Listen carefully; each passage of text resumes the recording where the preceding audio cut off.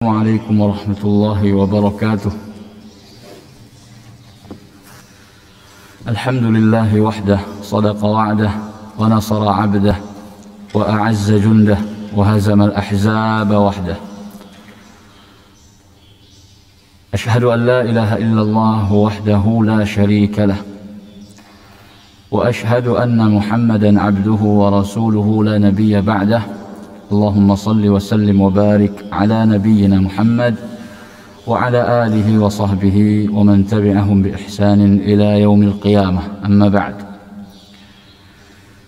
Kita panjatkan puji dan syukur kehadirat Allah Subhanahu wa taala di hari yang mulia ini, hari Jumu'ah tanggal 10 Safar 1443 Hijriah, bertepatan dengan 17 September 2021. Kita bisa melanjutkan kajian tafsir As-Sa'di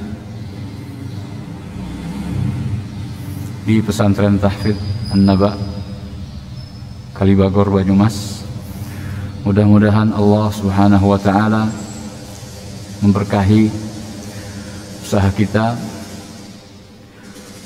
memberkahi ta'lim dan ta'allum kita, khususnya di dalam bertafaqquh, memahami kalam Allah Subhanahu wa ta'ala. Salawat dan salam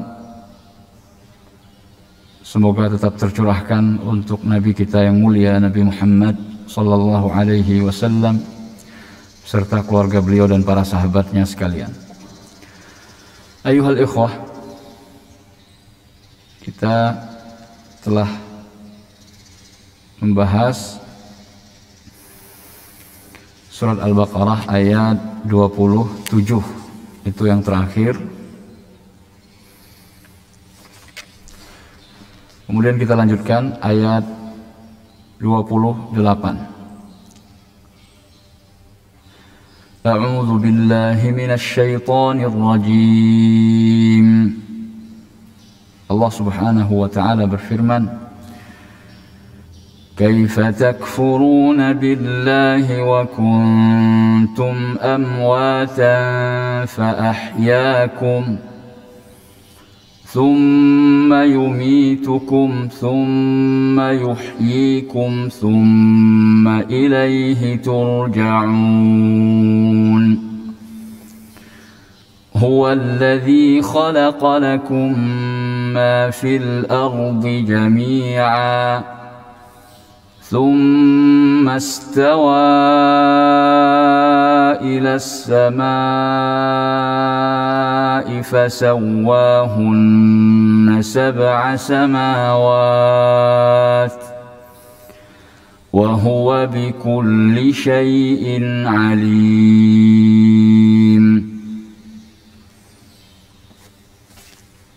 Bagaimana kalian mengkufuri Allah padahal kalian sebelumnya tidak ada, lalu Allah hidupkan kalian,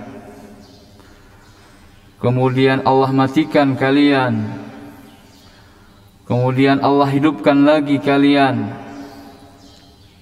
kemudian kepadanya kalian kembali, kalian dikembalikan. Dialah Allah yang telah menciptakan untuk kalian apa saja yang ada di bumi, semuanya. Kemudian Dia beristiwa di langit, lalu Dia jadikan langit itu menjadi 7 langit, dan Dia terhadap segala sesuatu Maha mengetahui. Syekh Abdurrahman bin Nasir As-Sa'di mengatakan, menafsirkan ayat ini, "Kaifa takfuruna billah?" Kata beliau, "Hadha istifhamun بمعنى التعجب والتوبيخ والإنكار. Pertanyaan ini maknanya adalah at-ta'ajjub,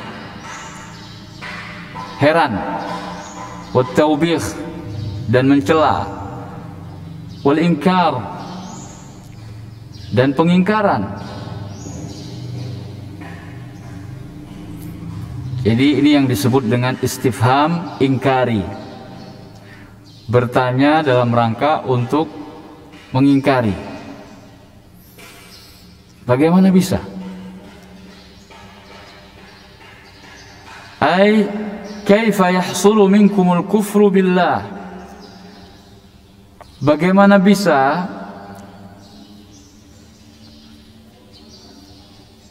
kalian itu mengingkari Allah subhanahu wa ta'ala, kufur terhadap Allah subhanahu wa ta'ala. Alladzi khalaqakum minal adam, padahal Dia yang telah menciptakan kalian dari ketiadaan, sebelumnya tidak ada, terus diciptakan oleh Allah. Wa an'ama 'alaikum bi asnafin ni'am, lalu Allah memberikan kalian berbagai macam kenikmatan, tidak dibiarkan begitu saja, diberi berbagai macam nikmat, sampai-sampai kita tidak bisa menghitung nikmat-nikmat tersebut. Thumma yumitukum 'inda istikmali ajalikum, kemudian Dialah yang mematikan kalian ketika kalian telah sempurna ajalnya, waktu hidup kalian, masa kalian hidup di dunia. Jika sudah mencapai ajal, waktu batasnya atau batas waktunya, maka Allah matikan kalian. Wa yujazikum fil qubur, lalu Allah balas atas apa yang telah kalian kerjakan di dunia nanti di kuburan, di alam barzakh. Kita juga akan mendapatkan balasan atas apa yang telah kita amalkan selama di dunia. Tsumma yuhyikum ba'dal ba'tsi wan nusyur, kemudian Allah bangkitkan, Allah hidupkan kalian kembali ketika saatnya hari kebangkitan dan hari pengumpulan. Kalian akan dibangkitkan kembali dan dikumpulkan nanti untuk bertemu dengan Allah subhanahu wa ta'ala, mempertanggungjawabkan amalan-amalan kalian. Tsumma ilaihi turja'un, kemudian kepadanya lah kalian dikembalikan. Fayujazikumul jazaa'al awfa, kalian akan dibalas dengan balasan yang sempurna,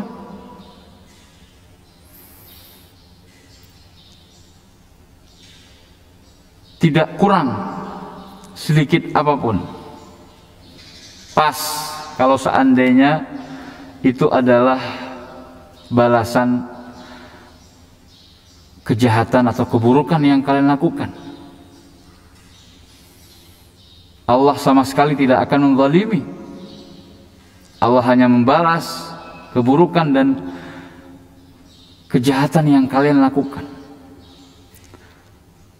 Tapi jika itu amal kebaikan kalian, Allah akan membalasnya dengan berlipat ganda. Al-jaza' al-awfa, pembalasan yang sempurna. Fa idza kuntum fi tasarrufihi wa tadbirihi wa birrihi wa tahta awamirihi ad-diniyati, maka apabila kalian selama itu berada di dalam tasarrufnya,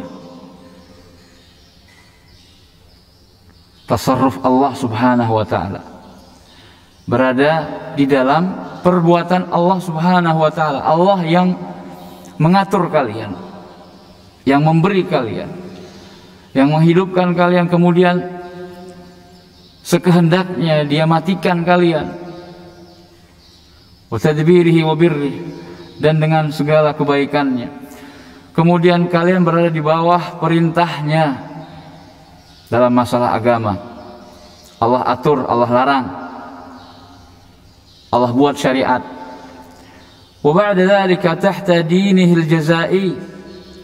Kemudian kalian juga tidak keluar dari aturan pembalasan Allah.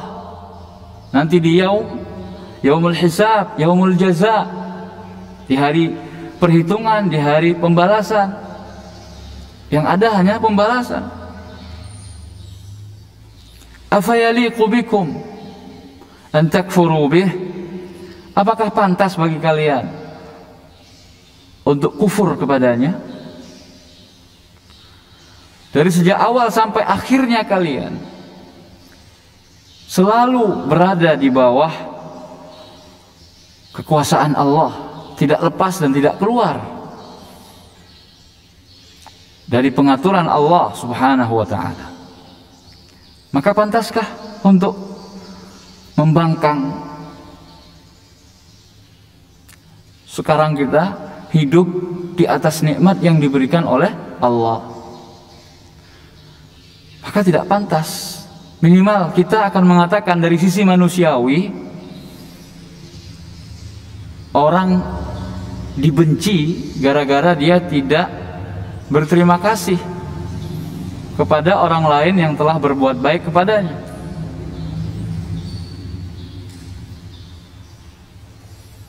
Mana bentuk ucapan terima kasih kita kepada Allah Subhanahu wa ta'ala yang telah memberikan berbagai macam kenikmatan kepada kita, yaitu dengan mentaati Allah, tunduk dan patuh kepada aturannya, terhadap aturan-aturan yang telah Allah gariskan. Perintahnya kita kerjakan, larangannya jangan kita langgar. Ini namanya orang yang tahu berterima kasih. Wa hal hadza illa jahlun 'azim wa safahun kabir?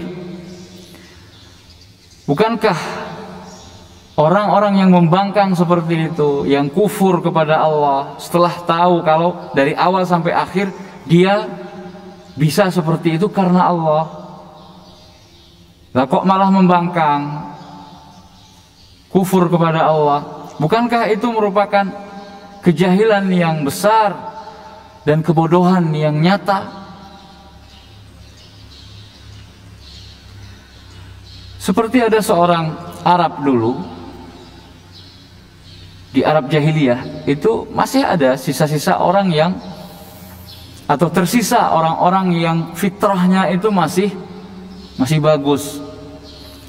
Dia mengatakan kepada masyarakatnya, yang mana masyarakatnya pada waktu itu menyembah atau beribadah juga kepada selain Allah. Bentuk penyembahannya apa? Mereka menyembelih hewan-hewan ternak mereka, kemudian mereka sajikan untuk para wali, orang-orang soleh yang telah meninggal mendahului mereka, yang kemudian mereka buat patungnya karena mereka menganggap dia orang soleh, dia orang wali, jadi memiliki kedekatan di sisi Allah Subhanahu wa ta'ala. Maka bentuk penghormatan kita, udah kita sembelih atas nama dia. Bismillah, Bismil Uzza, Bismil Manat, bukan Bismillah lagi. Bismillah udah biasa. Kemudian mereka pun memberikan bentuk ibadah seperti itu kepada selain Allah.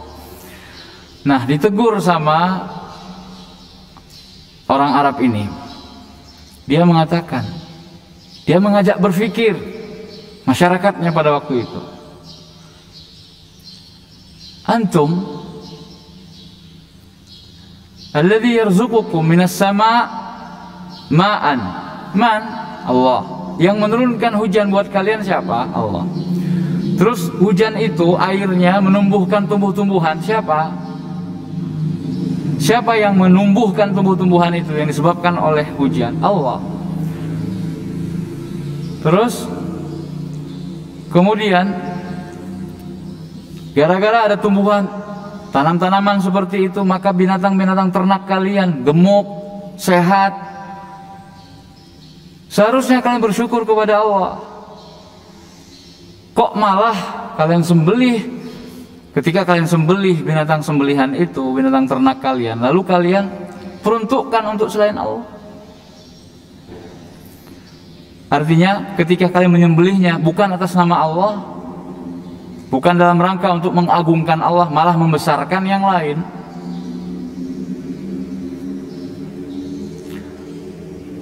Di mana akal kalian?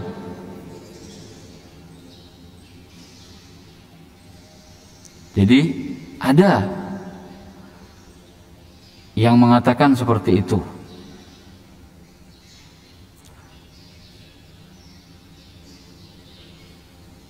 Jadi seakan-akan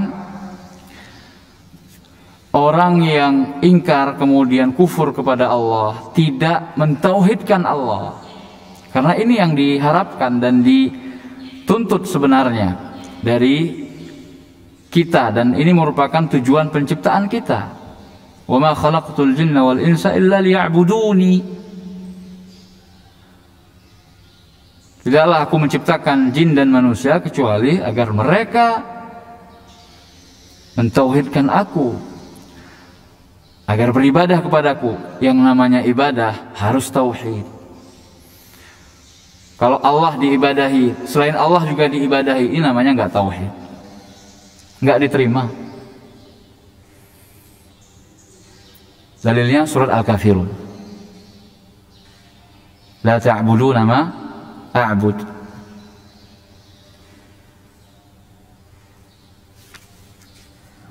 Lakum dinukum waliyadin. Bagi orang kafir itu ada din, peribadatan mereka yang mereka anggap ibadah. Tapi ibadah mereka itu tidak diterima oleh Allah karena tidak tauhid. Allah tidak terima dan Allah tidak ridha. Dia disekutukan dengan selainnya. Tidak ada tandingan bagi Allah. Maka tidak pantas kita peruntukkan ibadah kita itu kecuali hanya untuk Allah.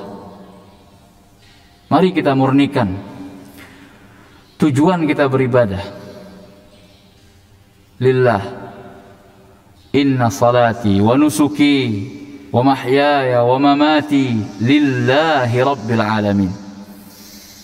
Sesungguhnya salatku dan ibadahku, hidupku dan matiku lillah, untuk Allah, untuk mendapat dan menggapai ridha Allah, agar Allah ridha kepada kita, sehingga kita bisa kembali ke surganya dengan selamat.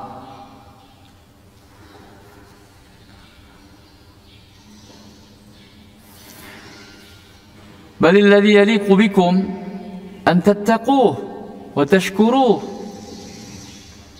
Seharusnya yang tepat bagi kalian, yang pantas untuk kalian lakukan adalah kalian bertakwa kepadanya, takut kepadanya, dan kalian mensyukurinya. Wa tu'minu bihi, kalian beriman kepadanya.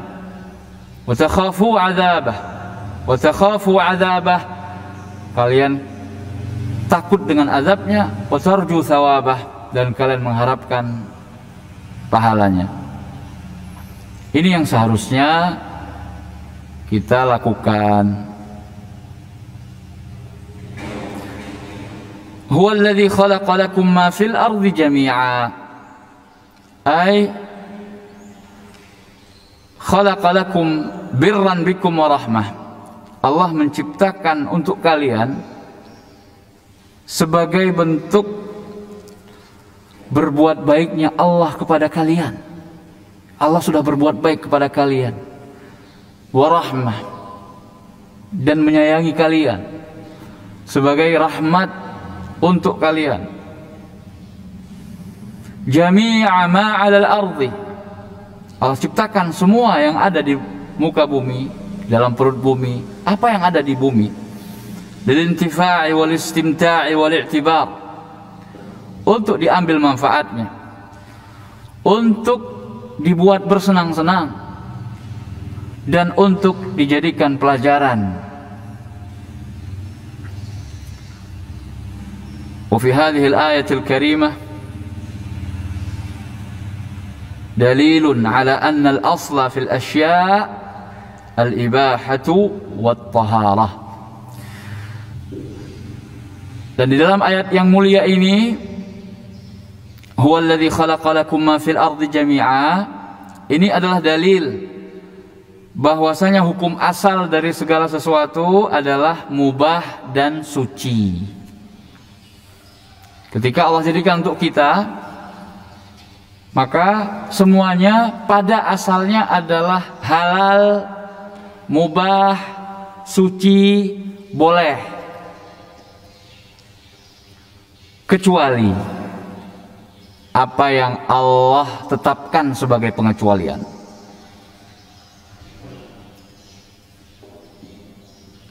Maksudnya, sekali lagi, ketika Allah menjadikan segala sesuatu yang ada di bumi ini untuk kita, itu berarti pada asalnya segala sesuatu tersebut adalah halal, boleh,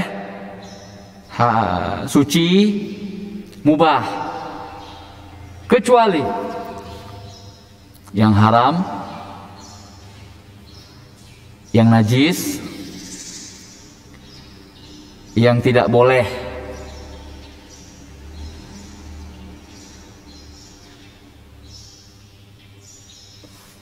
Selama tidak ada dalil yang tegas, jelas, dan sahih, valid, bahwa itu adalah hal yang dilarang atau haram, nggak boleh, maka selama itu pula halal, boleh untuk kita manfaatkan selama tidak ada dalil yang melarang. Segala sesuatu yang ada di bumi ini, misalnya pohon itu halal nggak dimakan? Pertanyaannya adalah, ada nggak yang dalil yang melarang itu?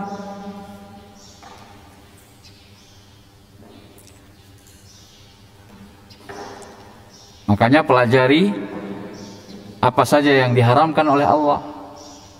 Karena yang diharamkan oleh Allah dari apa yang telah diciptakan oleh Allah ini lebih sedikit bila dibandingkan dengan yang halal.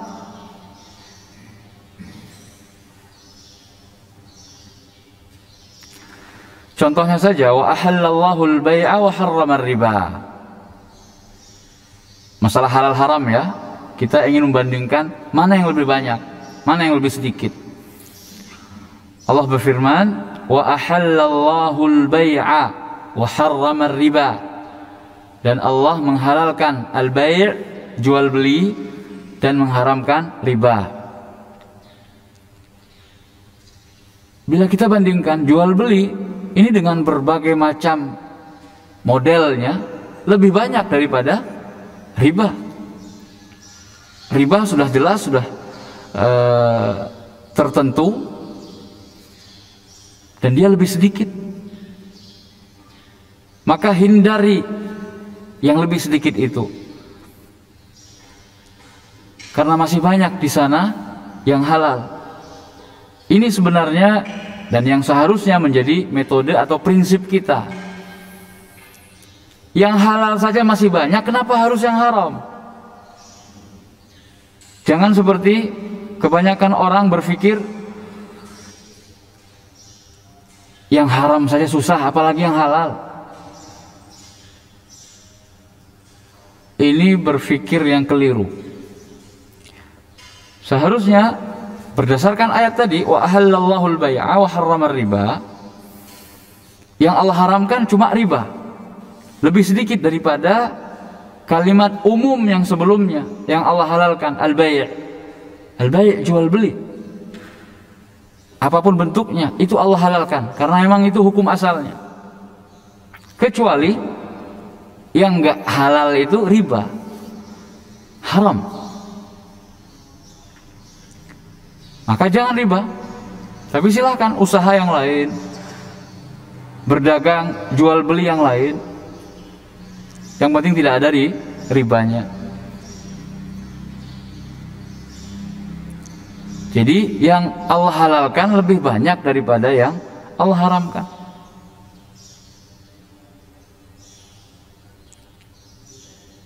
Seperti kalau bisa dipermudah, kenapa harus dipersulit? Seharusnya kan begitu prinsipnya. Tapi sekarang orang kalau bisa dipersulit, kenapa dipermudah? Bertentangan dengan hadis Nabi SAW. Yassiru wa la tu'assiru. Permudahlah, jangan persulit. Hadis ini umum, berlaku untuk apa saja. Kalau gitu Ustaz, udahlah nggak usah ujian-ujian, nggak ada evaluasi. Ya tidak seperti itu juga. Dievaluasi, tapi ya tidak terlalu sulit. Jangan dipersulit. Tujuan pembelajaran, mahasantri mampu memahami ayat ini. Mahasantri mampu menyebutkan perkara-perkara ini. Ya sudah, buat soal, dievaluasi, ditanyakan apakah tujuan pembelajaran itu sudah tercapai atau tidak. Jangan yang diajarkan A, B, C, D sampai F, tapi yang ditanya V, W, X, Y, Z. Ini namanya assiru wala tuyassiru. Persulitlah, jangan permudah. Nggak benar, ya. Jadi semuanya ada dasar dan dalilnya dari Al-Quran dan Sunnah Nabi SAW untuk setiap problematika yang kita hadapi.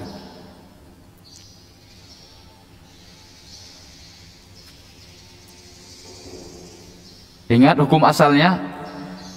Segala sesuatu yang Allah ciptakan di muka bumi ini, yang ada di bumi, pada asalnya adalah mubah dan tahir, suci. Al-ibahah wa taharah. Liannaha siqat fi ma'ridil imtinan. Karena ayat ini berada pada konteks pemberian nikmat oleh Allah Subhanahu wa ta'ala kepada hambanya. Huwallazi khalaqa lakum ma fil ardi jami'an. Dipertegas lagi sama Allah, semuanya. Dialah yang telah menciptakan bagi kalian apa yang ada di bumi semuanya. Ini adalah salah satu atau konteks Allah menganugerahi sesuatu, maka hukum asalnya adalah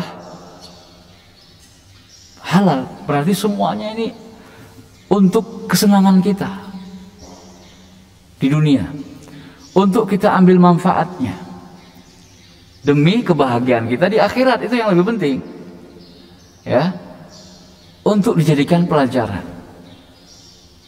Silahkan antum melakukan praktikum, karena memang semua ini diciptakan untuk kemaslahatan kita sebagai umat manusia.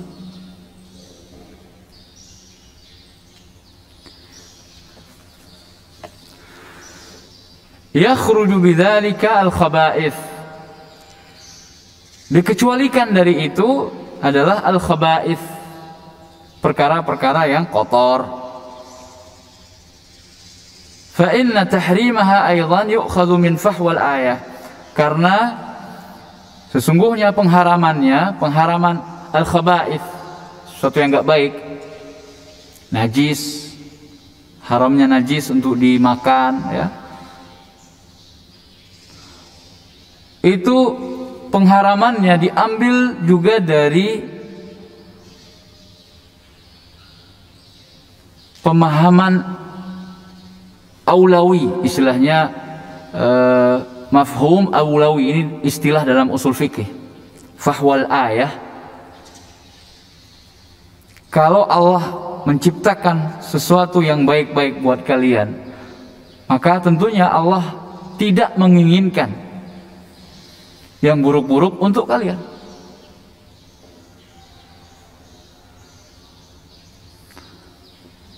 Wa bayanil maqsudi minha, dan pengharamannya itu pengharaman al-khaba'ith, ya, barang-barang yang tidak baik, itu bisa diambil juga dari penjelasan maksud ayat tersebut. Wa annahu khalaqaha linaf'ina, yaitu Dia Allah Subhanahu wa taala menciptakan segala sesuatu yang ada di bumi untuk memberikan manfaat kepada kita. Fama fihi dararun fahuwa kharijun min dzalik. Maka setiap sesuatu yang di dalamnya mengandung darar, mengandung bahaya, mengandung mafsadat, kerusakan yang tidak baik, maka keluar dari ayat tersebut, nggak termasuk ke dalam ayat tadi. Maka dari itulah yang boleh untuk kita manfaatkan adalah sesuatu yang baik.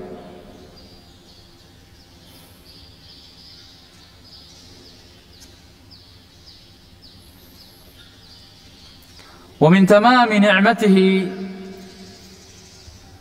mana'ana min al-khaba'ith tanzihan lana.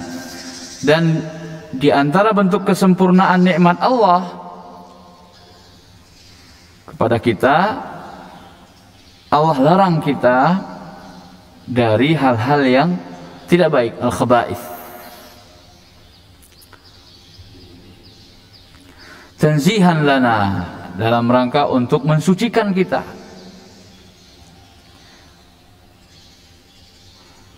Allah larang dari perbuatan-perbuatan buruk, perbuatan yang tidak baik. Ini juga khaba'ith, seperti zina,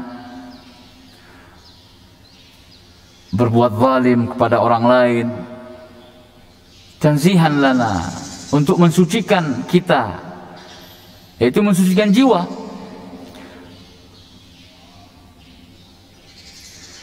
Allah larang kita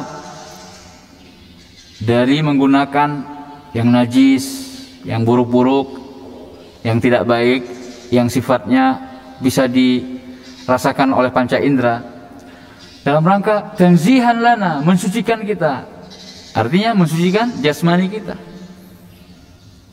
mensucikan badan kita, agar kita tidak terkena najis dan seterusnya. Wa qawluhu thumma istawa ila as-sama' fasawwahunna sab'a samawat. Makna kalimat istawa, istawa taridu fil Quran ala thalathati ma'anin. Istiwa itu datang di dalam Al-Quran dengan 3 makna. Ada 3 maknanya. Fataratan la tu'adda bil huruf.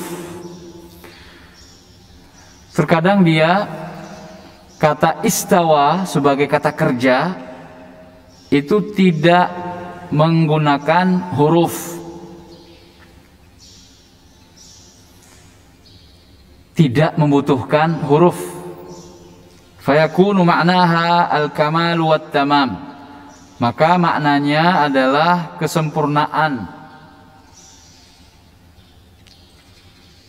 Kama fi qawlihi an Musa, sebagaimana firman Allah Subhanahu wa taala ketika menyebutkan tentang Nabi Musa, walamma balagha ashuddahu wastawa. Dan tatkala Musa telah mencapai baligh wastawa dan sempurna akalnya. Jadi di situ wastawa tidak pakai huruf ala, ya, enggak pakai huruf ila, istawa ala atau istawa ila, hanya fiil saja.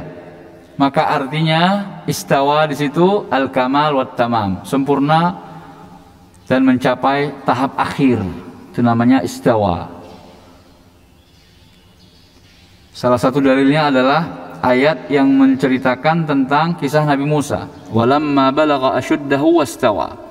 Dan tatkala dia telah mencapai asyuddah, bulughnya, baligh, wastawa, dan sudah matang, sudah sempurna akal pikirannya. Ini makna yang pertama, istawa. Wa taratan takunu bima'na ala. Terkadang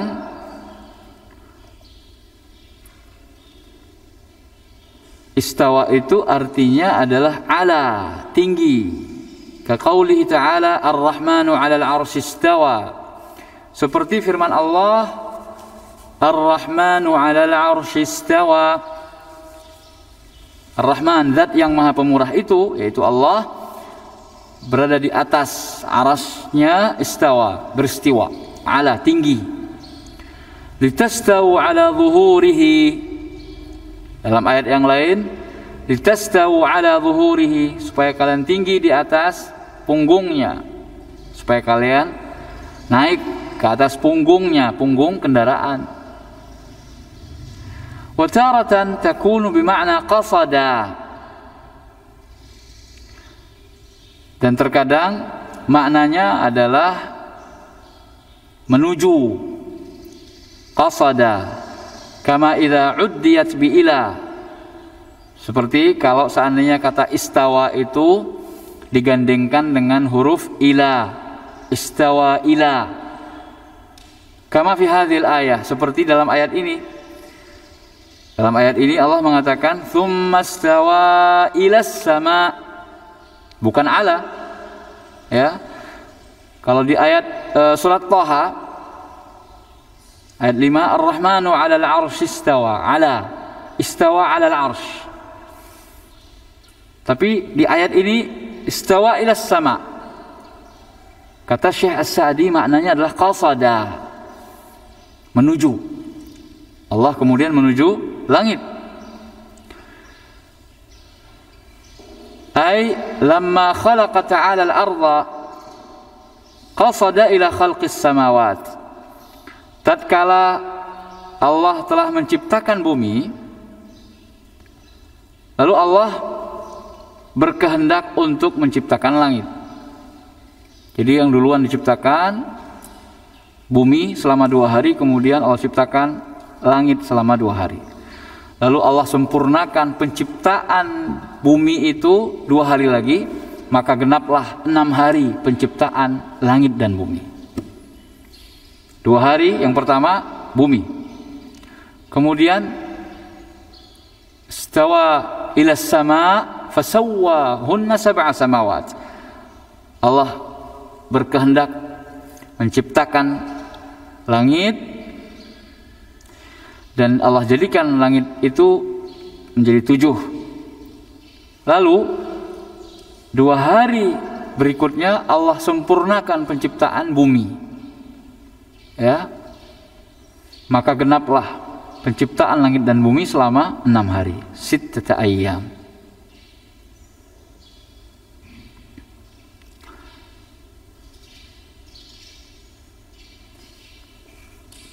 Fasawwahunna sab'a samawat. Kata beliau, setelah menciptakan bumi, Allah menciptakan langit, kemudian Allah jadikan menjadi 7 langit. Fa khalaqaha wa ahkamaha. Allah menciptakannya dan Allah mengokohkannya. Wa ahkamaha. Langit tegak seperti itu tanpa tiang karena Allah kokohkan. Wa atqanaha, dan Allah buat langit itu menjadi bangunan yang sangat-sangat baik, mutqin, wa atqanaha wa huwa bikulli syai'in alim, dan dia terhadap segala sesuatu maha mengetahui. Faya'lamu ma yaliju fil ardi, Allah maha mengetahui apa yang masuk ke bumi, wa ma yakhruju minha, dan yang keluar darinya, dari bumi, wa ma yanzilu minas sama, dan apa yang turun dari langit, wa ma ya'ruju fiha, dan apa yang naik ke langit. Allah maha tahu. Wa ya'lamu ma tusirruna wa ma tu'linun, dan Allah mengetahui apa yang kalian rahasiakan dan yang kalian umumkan. Ya'lamu sirra wa akhfa, dia mengetahui rahasia dan apa yang disembunyikan. Wa katsiran ma yaqrinu baina khalqihi wa itsbati ilmihi kama fi hadhihi al-ayah. Dan Allah Subhanahu wa taala sering kali menggandengkan antara penciptaannya dengan penetapan sifat ilmunya. Jadi al-khalq, penciptaan, biasa digandengkan dengan sifat al-ilm, pengetahuan atau ilmu Allah Subhanahu wa taala. Kenapa? Karena ini adalah sebuah kelaziman. Tidak mungkin bisa menciptakan seperti itu kecuali karena ilmu, karena Allah mengetahui. Jadi antara al-khalq dengan al-ilm ini melazimkan.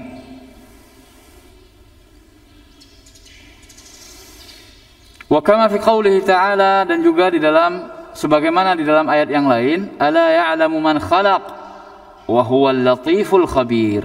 Coba perhatikan dalam surat Tabarak, surat Al-Mulk, ala ya'lamu man khalaq, ketahuilah dia mengetahui siapa yang dia ciptakan. Wa huwal latiful khabir, dan dia maha lembut lagi maha mengetahui.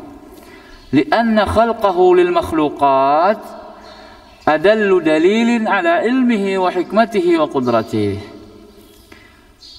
Karena penciptaan Allah Subhanahu wa taala terhadap makhluk merupakan dalil yang terbesar akan ilmu Allah, hikmahnya, dan kekuasaannya. Seperti yang ana sampaikan tadi, tidak mungkin Allah bisa menciptakan sebanyak itu, sebesar itu, sehebat itu, sekokoh itu, dan seterusnya, kecuali karena dia memiliki sifat ilmu, hikmah, dan qudrah.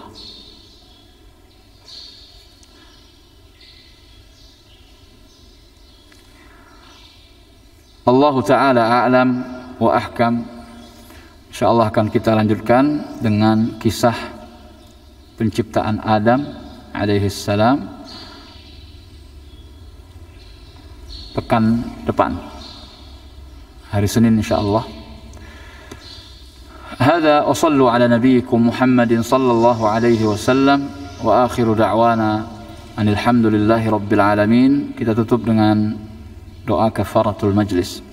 Subhanakallahumma wa bihamdik asyhadu an la ilaha illa anta astaghfiruka wa atubu ilaik. Assalamualaikum warahmatullahi wabarakatuh.